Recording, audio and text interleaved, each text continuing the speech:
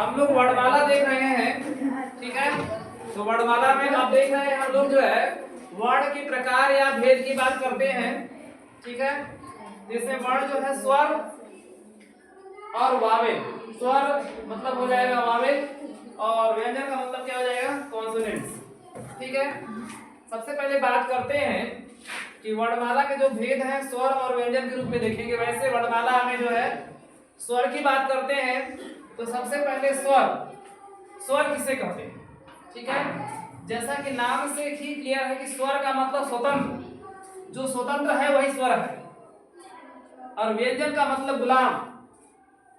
स्वर के पढ़ने के लिए किसी व्यंजन की किसी अन्य वर्ण की जरूरत नहीं पड़ेगी, लेकिन व्यंजन को पढ़ने के लिए स्वर की जरूरत पड़ेगी। जैसे अगर अ बोलते हैं तो अ हमारा स्वर है। अगर क बोलते हैं तो क हमारा क्या है व्यंजन है। इस क व्यंजन जब बोलते हैं तो क में अ भी आता है ना। जब क बोलेंगे क तो क में अ भी आएगा। इसका मतलब ये जो क बनता है आधा क प्लस अ से मिलकर बनता है। यह जो क के नीचे जो लगाया गया इसको क्या बोलते हैं हलंत बोलते हैं, ठीक है। तो हम लोगों ने देखा कि जो व्यंजन लिख रहे हैं उसमें क क्या रहा है क्या रहा है क। इसमें क के साथ अ भी आ रहा है तो अ हमारा हो जाएगा स्वर और क क्या हो जाएगा व्यंजन। यानी इस क व्यंजन के अंदर स्वर भी क्या है समाहित है, लेकिन इस स्वर के अंदर व्यंजन समाहित नहीं है, ठीक है। अब परिभाषा से इसको समझने की कोशिश करेंगे कि परिभाषा क्या कहता है। परिभाषा कह रहा है कि बिना किसी अन्य वर्णों की सहायता से बोले जाने वाले ध्वनियों को स्वर कहते हैं, ठीक है। स्वर किसे कहते हैं बिना किसी अन्य वर्णों की सहायता से बोले जाने वाले ध्वनियों को स्वर कहते हैं, ठीक है। बैठ जाओ। तो बिना किसी अन्य वर्णों की सहायता से बोले जाने वाले ध्वनियों को क्या कहते हैं स्वर कहते हैं, ठीक है। इसका मतलब स्वर के लिए किसी अन्य जो है वर्णों की जरूरत नहीं है। जैसे आ बोलना है तो आ अकेला बोल सकते हो। आ के बाद क्या हो जाएगा आ होगा। आ के बाद क्या हो जाएगा हर्षई हो जाएगा। हर्षई के बाद क्या हो जाएगा दीर्घई हो जाएगा, ठीक है। दीर्घई के बाद क्या होगा हर्षऊ हो जाएगा। इसके बाद क्या होगा दीर्घऊ हो जाएगा, ठीक है। इसके बाद क्या आएगा री आएगा। इसके बाद क्या आएगा ए आएगा। इसके बाद क्या आएगा आई आएगा। इसके बाद क्या आएगा ओ आएगा। ओ के बाद क्या आएगा अब आएगा, ठीक है। तो 1 2 3 4 5 6 7 8 9 10 11 हो गया। अब बात करते हैं कि स्वर जो होते हैं वो स्वतंत्र होते हैं। स्वर क्या होते हैं स्वर क्या होते हैं और हम लोग भी स्वतंत्र देश के नागरिक हैं, है ना। क्योंकि भारत क्या है इस समय स्वतंत्र है। पहले क्या था अंग्रेजों का क्या था गुलाम। अब हम स्वतंत्र हैं तो स्वर भी स्वतंत्र है ना। अब देखो स्वर स्वतंत्र होते हैं। लिखने के आधार पर स्वर की संख्या कितनी होती है।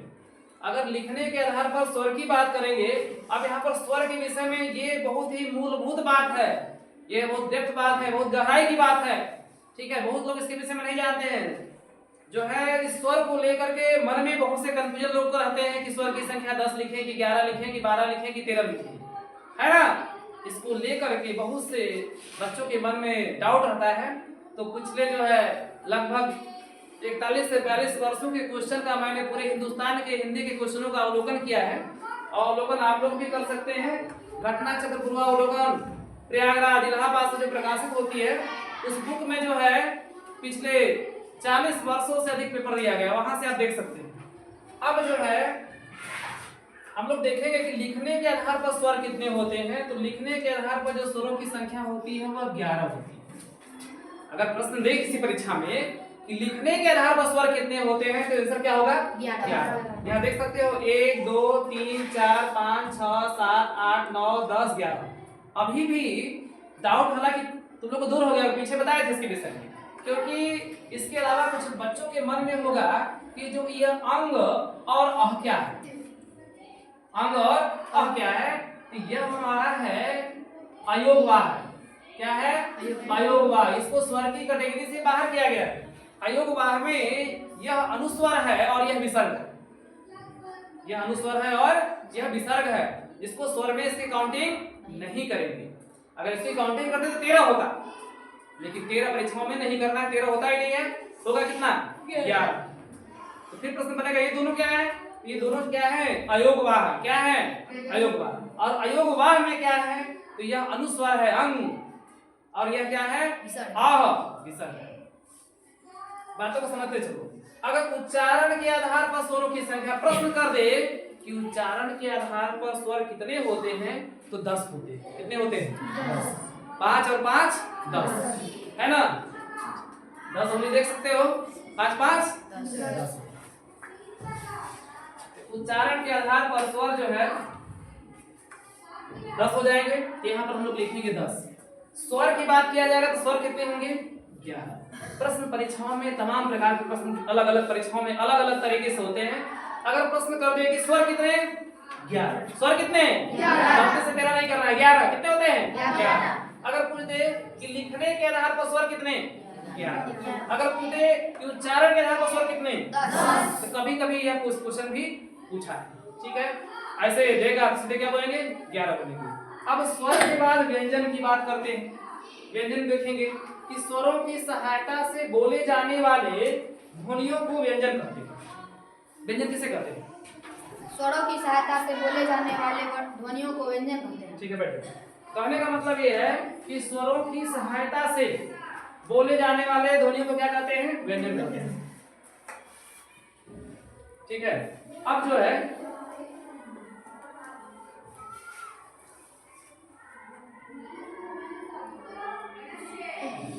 व्यंजन को हम लोग देखेंगे।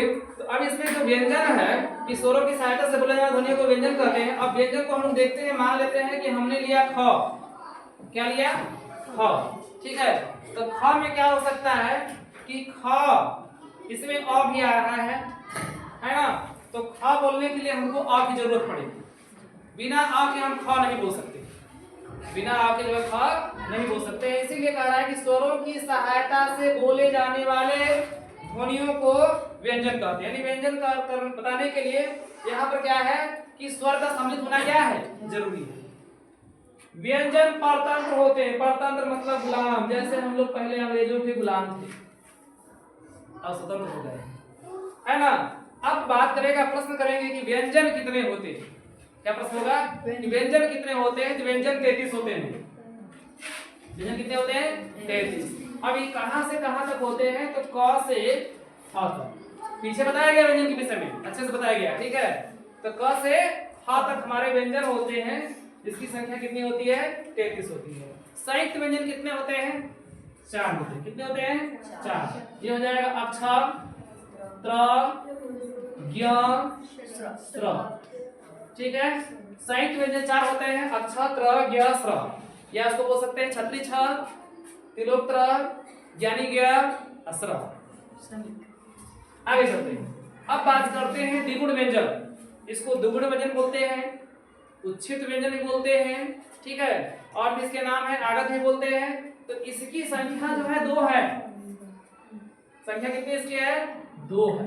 अब इन दोनों को अगर डिफाइन करेंगे तो अगर 2 इसमें है, ये होता है अड़ और अढ़। अब देखो कुछ डिफरेंस भी समझते चलो।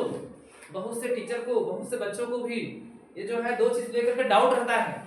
तो चूंकि हिंदी का ऐसा क्लास है कि कोई डाउट रहना ही नहीं चाहिए, मान के पूरे डाउट को यहाँ दूर किया जाएगा। तो छोटे क्लास में तुम लोग रहे होगे तो बहुत से टीचर भी समझ में नहीं आया होगा कि अब इसको कुछ लोग ऐसे लिख देता है, अब ऐसे लिख देता है। लेकिन बहुत से टीचर दोनों को एक ही चीज पढ़ते हैं, लेकिन यहाँ डाउट नहीं रहेगा। इसको बोलते हैं अंग, इसको बोलते हैं अड़, है ना। डिफरेंस समझो ध्यान से। अगर बिंदी यहाँ पर साइड में रहे, फिर से देखो ध्यान से, काक चेष्टा बतु ध्यानम, यहाँ से समझो। इस चीज को, डिफरेंस को समझना जरूरी है।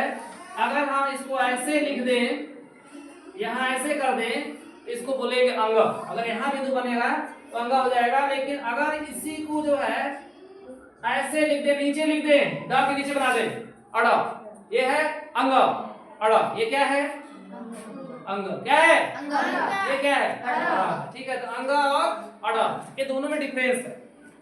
कितने लोग एक ही चीज पढ़ देते हैं, ठीक है, इसको समझना। ये है अड़, ये है अड़, अड़ अड़। अब इसको बनाएंगे, अगर अड़ से बनाएंगे तो पड़ाव शब्द बना सकते हैं। सड़क लिखना है सड़क, और अड़ से बनेगा पढ़ाई, पढ़ाई। समझ में आया? इसके डिफरेंस को समझ गए होंगे, ठीक है।